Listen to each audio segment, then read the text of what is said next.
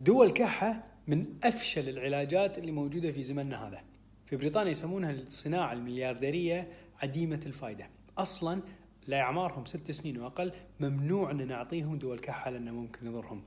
دول كحة فاشل جدا، ما يؤدي شيء ولا يعالج ولا شيء ولا له أي تأثير كلش.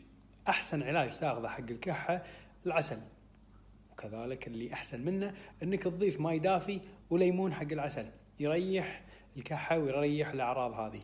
دول كحة فاشل وبس.